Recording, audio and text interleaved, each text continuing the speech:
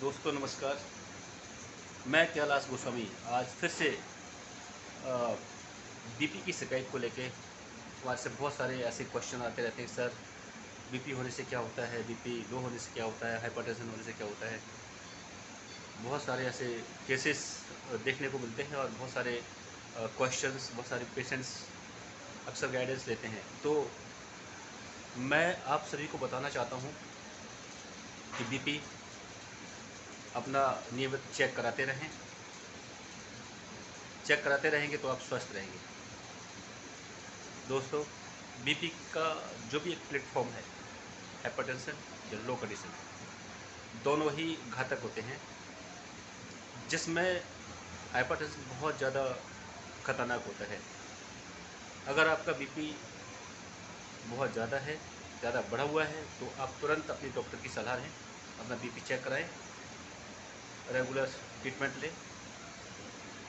अगर आप ऐसा नहीं करते हैं तो हाइपरटेंशन बहुत खतरनाक बीमारी का रूप ले सकता है, जैसे ब्रेन हेमरेज हो जाना। अब ब्रेन हेमरेज की बहुत सारी कैटेगरीज होती हैं। जगह जगह क्लॉट हो जाना, सर में क्लॉट हो जाना। हाइपरटेंशन होने से दिमाग के अंदरूनी हिस्से में बहुत क्षति पहुंचती है। बहुत क्षति पहुंचने से ब्रेन हेमरेज होता है। कई बार तो बीपी इतना बढ़ा हुआ होता है कि हाफ ब्रेन ब्लड में डिप हो जाता है, जिसकी वजह से पेशेंट बच नहीं पाता। 24 आवर्स में उसकी लाइफ स्टाइल ख़त्म हो जाती है और वो ख़त्म हो जाती है। इसलिए मैं आप सबसे कहना चाहता हूँ, अगर जो लोग अल्कोहल लेते हैं, कई बार अल्कोहल से हमारे नर्व रूट जो होते हैं वो कमज़ोर पड़ जाते हैं, स्ट्रेस को झेल नहीं पाते, तो अल्कोहल न ले। जितनी मार्केट की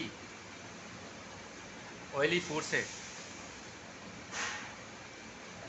उन्हें अवॉइड करें, ना खाएं। घर का सादा खाना खाएं, ज़्यादा स्मोक ना करें। मैं तो कहता हूँ कि स्मोक ना ही करें तो ही ज़्यादा अच्छा है। स्ट्रेस ना लें। स्ट्रेस लेते हैं तो बीमारी को जन्म देना निश्चित होता है। इसलिए नियमित अपना चेकअप जो रूटीन होता है वो रूटीन चेकअप के हिसाब से कराते रहें। इसी में बहुत ज़्यादा नुकसान नहीं होता है। रूटीन से आप रहेंगे, चेकअप कराते रहेंगे, तो आपको अपनी लाइफ स्टाइल के बारे में पता चलता रहेगा कि इंटरनली क्या हो रहा है। खुश रहने की कोशिश करें। कभी कभी आपका मन करता है तो टूर विजिट करके आएँ। टूर विजिट करके आएंगे तो जितना भी तनाव है, डिप्रेशन है, स्ट्रेस है, वो कम होगा।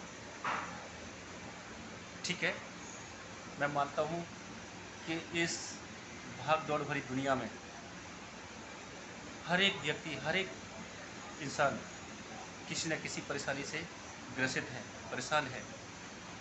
और यही एक सच्चा सौदा है कि परेशानी न हुई तो जीवन के बारे में पता नहीं चलेगा कि जीवन है क्या।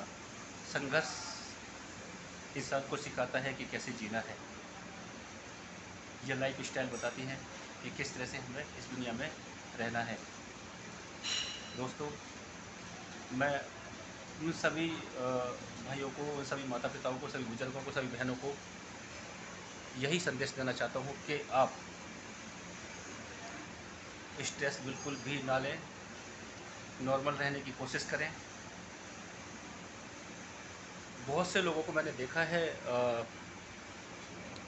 ड्यूटी करके आते हैं रात्रि में, एवरी नाइट रात को 11 भी बज जाते हैं, 12 बज जाते हैं, 1 बज जाता है, आए, खाना खाया, खाना खा के सो गए। आप देखो, खाना खा के सोओगे तो क्या होगा कि हमारी जो आंतों की डाइजेस्ट करने का जो सिस्टम है वो डाउन हो जाएगा। गैस बनेगी। गैस बनेगी तो बहुत प्रकार की बीमारियां पेट के अंदर पलने लगेगी। यूरिक एसिड बनने लगेगा, नीचे में पेन हो जाएगा, आर्थराइटिस हो जाएगा, डिप्रेशन हो जाएगा, क्योंकि सुबह आपको फिर से ड्यूटी जाना है। दोस्तों, बेड टाइम कभी भी खाना ना खाएं। खाना खाने का जो एक निर्धारित रूल है वो होता है शाम को 6 बजे तक खाना खा सकते हैं। मैं उन भाइयों अब सवाल है कि हम लोग रात को ड्यूटी से लेट आते हैं, टाइम नहीं रहता, तो कैसे करें? बहुत सिंपल सी बात है कि आप ड्यूटी जाते वक्त अपना लंच पैक करा के लेके जाएं, शाम का भी खाना लेके जाएं, ताकि आप टाइम से खा सकें। टाइम से खाओगे तो रात को 10, 11, 12 बजे तक आपका खाना डाइजेस्ट हो जाएगा, अच्छी नींद आएगी, सुबह ठीक से फ्रेश हो जाएंगे, तो स्ट्रेस कम रहेगा, बीमारियां कम बनेगी। शाम को 6 या 7 बजे के बाद खाना अवॉइड कर दें, ना खाएं। तो दोस्तों, एक और विशेष बात मैं आपको बताना चाहता हूँ। जो लोग बाइकर्स होते हैं, बाइक पे राइडिंग करते हैं, कृपया हेलमेट लगा के यात्रा करें। ऐसा क्यों? बाय द वे, अगर आप गिर जाते हैं बाइक चलाते चलाते, राइडिंग करते करते, और सर में चोट लगी, तो कुछ भी हो सकता है, क्लॉट हो सकता है, पैरालिसिस हो सकता है। इसलिए मैं सभी से अनुरोध करता हूं कि आप सभी भाई बहन, सभी जो भी बाइकर्स हैं, जो भी बाइक चलाते हैं, ड्यूटी जाते हैं, हेलमेट ज़रूर पहनें, रोड रूल्स फॉलो करें। तो अगर चोट भी लग जाती है उस दौरान जब हेलमेट लगाए तो सर बचेगा, तो आप सेफ हैं। दोस्तों, अभी हाल ही में जो पैरालिसिस के जो सिम्टम्स होते हैं,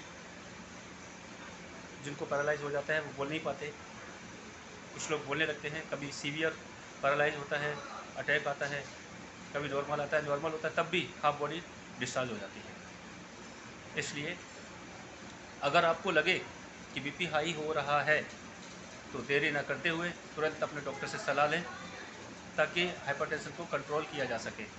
आपके पास वो गोल्डन टाइम होता है 1 घंटे से लेकर 2, ढाई 3 घंटे तक का, कि डॉक्टर की गाइडेंस लेना बहुत ज़रूरी होता है। डॉक्टर से गाइडेंस लें, अपना बीपी नॉर्मल कराएं, रूटीन से रहें, रूटीन चेकअप कराते रहें।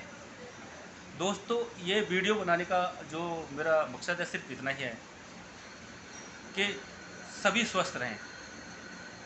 दोस्तों, मैं doctor Kailash Goswami, naturopathy, yogic science and physical therapy में आपका स्वागत है। हमारी गाइडलाइन, हमारी होम सर्विस हमेशा अवेलेबल रहती हैं। मुझसे गाइडेंस लेने के लिए, ट्रीटमेंट कराने के लिए मेरा बायो में लिंक रहता है, कैलाश गोस्वामी फिजियोथेरेपी एंड आयुर्वेदा, तो आप मुझे कॉन्टैक्ट कर सकते हैं।